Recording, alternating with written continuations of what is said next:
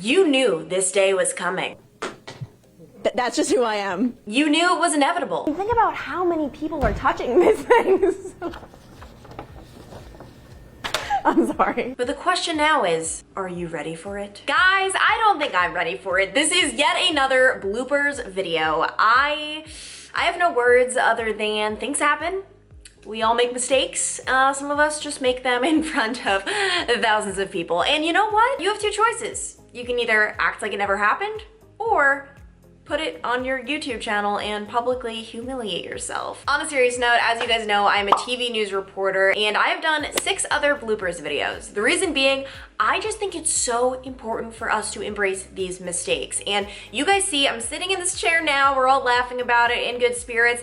At the time, for 95% of these, I am like pretty upset in the moment. You don't want these things to happen. It just sucks. Like it sucks, it's embarrassing. And my big thing is, okay, things might embarrass me in the moment, but I get over them pretty fast. Hence why I'm sitting here doing this video. And I just think it's so important to embrace our mess ups, embrace our mistakes. It's gonna happen to everyone. And that's why I started making these videos. So for each and every one, I'm gonna explain the situation because sometimes my explanations I feel like are more funny than the actual clip, or the clip just won't make sense unless I explain the situation. So grab your popcorn, sit back, relax. We have a bunch of bloopers to really just watch, of course, but then also dissect. How did that happen? Why did that happen? Why am I such a failure? All right, so first we're gonna start off simple. This one actually just happened yesterday, and all I have to say is that it was a windy morning, and light stands and wind do not go well together. And one local school district is now offering virtual learning as a permanent option. Coming up on Local 12, I'll tell you where I am and why they've made this decision.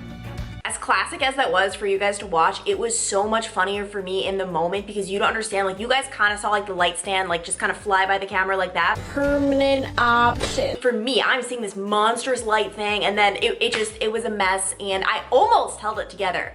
I almost did, but then I didn't. This next one, a lot of you guys have seen half of it. If you guys remember, about maybe like a month ago, I filmed a video talking about the fact that I had a really rough day, and it was because of this blooper, and it's case in point that not every blooper is funny in the moment. As a matter of fact, they really never are. I just digest them. Does that even make sense? But I just kind of like digest everything that happened and then I can laugh about it. But for this one, I was really upset. Many of you guys already saw that I had mic issues during it, but what I didn't show you was the true blooper part of it, the one that really made me upset. So before every hit, we dial into an IFB. It allows us to hear the show and it also allows us to hear the producers. Each day though, your IFB is different. It's assigned to you. I was given a number before the show. It was 70, but as it turns out, that was not the right number. And when you call into the wrong number, you can't hear anything. No show, no producers, no happiness. So I'm getting ready before the noon live shot, and this was a big deal. This wasn't just some sort of, fluffy story. This was the city of Cincinnati voting to require masks. I mean, this was a huge story. It was the top story of the entire day, probably of the week at the time. And I was really, I don't know what the word is, like not hyped for it, but like I just worked really hard on it, if that makes sense. And all of a sudden, I realized it is past the time I feel like the show should have started. What the heck, is there something wrong with my IFB? I never thought in a million years that, I just wouldn't be on the right number. And so I got really nervous and I put my IFB on speakerphone. Still though, I hear nothing. Little do I know that right when I put it on speakerphone, the anchor had been tossing to me and I was live, just staring into the abyss, just live. And you can actually hear, don't worry, I'm gonna show you this, it's just you really do need the backstory. You can hear that eventually the producer and the director caught on to the fact that I was not on the right IFB. They went into the IFB I was dialed in, and you could hear one of them saying Q, and one of them I think said cut, which really confused me. You could see the confusion on my face. Here is one of the just most dumpster fire live shots you could ever imagine.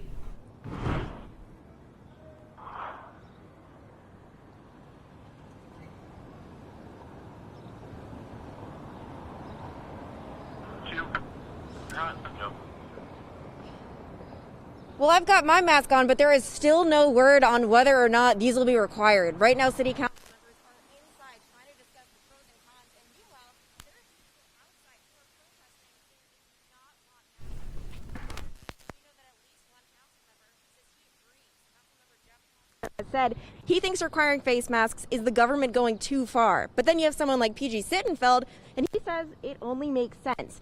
In the proposed ordinance, it would apply to indoors. So, for example, at business. Oh, and the issues with IFB do not end there. On this particular morning, the producers were trying to talk to me, and to this day, I don't know what happened. I couldn't hear anyone, and I'm just chilling.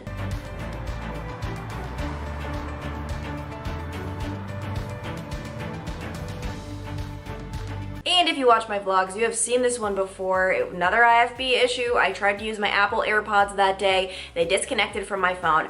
I couldn't hear when the anchor was tossing to me. Adam Clements live in the remote breaking news center where we are following the latest with a fire in Brown County. Local 12's Clancy Burke is on the scene. She joins us live now. And Clancy, I just retweeted some of the images that you posted on Twitter of the damage. Pretty remarkable stuff there. Expensive one. He did income tax. He ran the Christian bookstore. Sunday he was a preacher. Wow. We were having some audio problems. She was listening to the person who she's going to interview. Right. Okay, this next one is so classic. I was sitting in the news car with my photographer and we were waiting for our hit. And typically producers will tell you 5 minutes out, 2 minutes out, like a 30-second, and then a standby. It's just how it is in the morning show because you have so many live shots and they're all at different times. You just never know when you're on unless the producer is telling you. Well, about 5 minutes before my live shot, some sort of breaking news situation happened and my producer was really tied up and he just completely forgot to tell me that my hit was coming up. I was still dialed into the show though, you know, waiting for someone to tell me like 5 minutes, 2 minutes, whatever. And all of a sudden, I hear the beginning of my anchor intro. Meanwhile, both my photographer and me are just straight up chilling in the car. His camera was still in the trunk. I have never run out of a news car so fast in my life. Same with my photog, but he grabbed his camera so fast that his light fell off and he did not have time to put the camera on me by the time we were live. So it is just a visual of a road, and I tried so hard to make this relevant, to make it look like we meant to do that. Meanwhile, his camera, because he grabbed it so fast, the light was hanging off. You will see, it was just the biggest mess of a live shot. That like the light is going up and down, and it just really not a good time. Clancy Burke is live at Government Square to explain exactly how it works. Good morning, Clancy.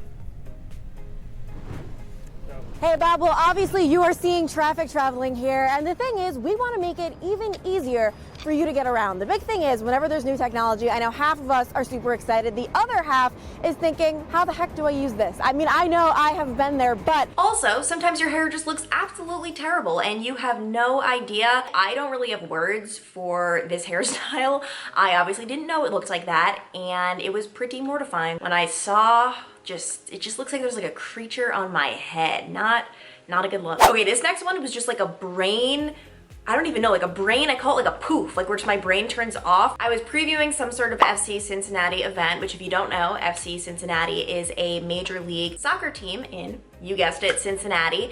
And then we got a call from our producer saying we had to go to a breaking news situation. Someone had been hit by a car, but we had to stay for one more live shot at Nippert Stadium, which is where we were, and then just fly to the breaking news scene, and hopefully we could be live there within like 15 minutes. It wasn't too far away. And this sometimes happens. As soon as I get the call that you are gonna have to go to breaking news right after this one live hit, it's impossible to focus on the live hit. My mind is just in 12 other places like, oh my gosh, we need to get to this scene. Is anyone hurt? So it resulted in this weird brain poof where the hit started out fine, but then I randomly started thanking the audience. Like I don't know where it came out of. I was just thinking, oh, how do I wrap up this live hit? I started thanking the viewers, which doesn't make sense at all. And I tried just turning to my interview and making it sound like I was thanking him. And it truly made no sense, but I tried to make it work. And one more time, Bob, pronounce that name. Dienenstad. I love hearing him say it. It just sounds so great coming from his mouth, not mine. But yes, thank you guys.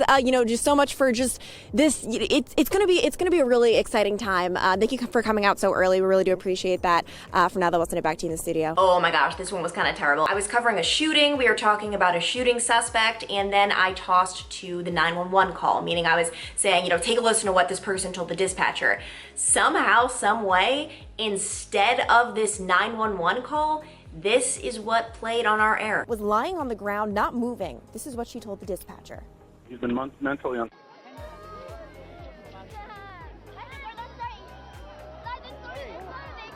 the Pope shaking people's hands, and I was so confused in the moment because I wasn't hearing the 911 call. I had no idea it was the Pope because I obviously am not watching the show as I'm going live. So you can tell I'm just very confused when they cut out of the Pope. Oh my gosh, this next one. I was in the studio, and when we are in studio, we don't do teases. You know, when you see me out and about saying, Coming up on Local 12, I'll tell you what we know about the suspect. all of a sudden, one of the managers comes and is like, Clancy, you have a tease in 30 seconds in the studio, which no one told me about. I didn't know it was a thing. I've never to this day done a tease in the studio, except for this one morning. And I'm like, oh my gosh, they must have written me a tease like on the teleprompter. I had no idea. I am running to the studio. I'm out of breath. I get there. You can kind of tell my hair is like a little bit like disheveled. And the next thing I know, I'm on camera and I'm waiting for the tease to pop up on the teleprompter. Come to find out, no one wrote my tease. I was just expected to say my own. But I had the biggest deer in the headlights look. I'm just like, what? And like, it's so hard to just come up with words that make sense on the spot like that. Like, yeah, I can come up with teases all the time, but like I think about it. To all of a sudden be on camera and you're like, oh my gosh, what do I even say? It was the worst tease ever. Nothing crazy, it's nothing crazy, but when you hear it, it's just like, what? Like, it's just not a good tease. And coming up, we will tell you about a fourth arrest that was just made in the Wilmington murder. It's coming up.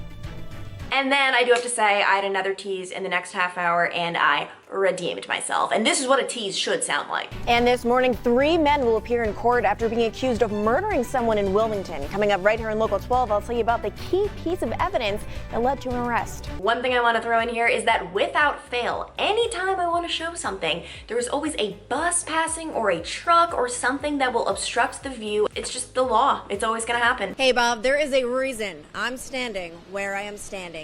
This is where so many new businesses are popping up, and if you don't believe me, just look right over there over my shoulder. Construction, and everyone knows construction means new things are coming, and that right there after this truck passes, of course, that is just fantastic timing, is going to be Nostalgia Wine Bar. And then we were going to end on a really embarrassing note. I was covering a car crash, and I just completely spaced on the person's name. It was in my head forever. I knew it. Then you put me on air, I completely forget it. And then I think I did end up recovering, but it was really embarrassing. Good afternoon to you, Clancy.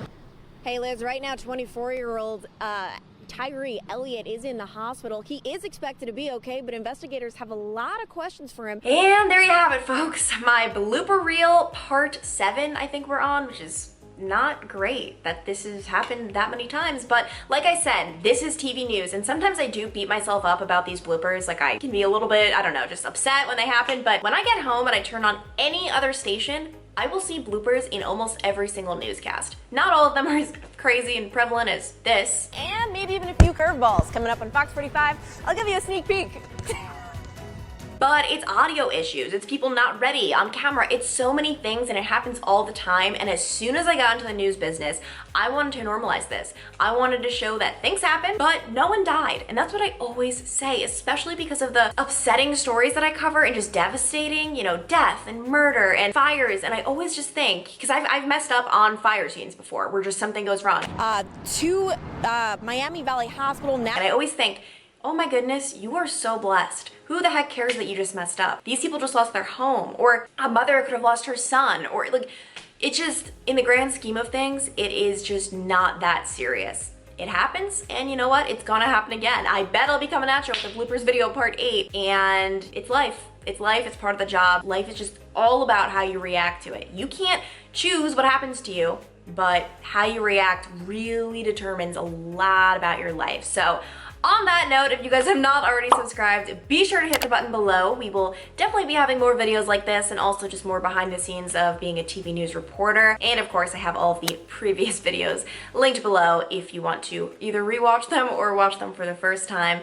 And how many ands am I gonna do? My social media is also linked below. A lot of times you guys get a little preview on there of these bloopers, and some that don't even make it into this video. So definitely be sure to follow me on Instagram, Twitter, and Facebook. Now that I'm done humiliating myself, it is time to go. Feels good to get this off my chest. It's like a weight has been lifted off the shoulders. But I hope you guys have a great day. Bye.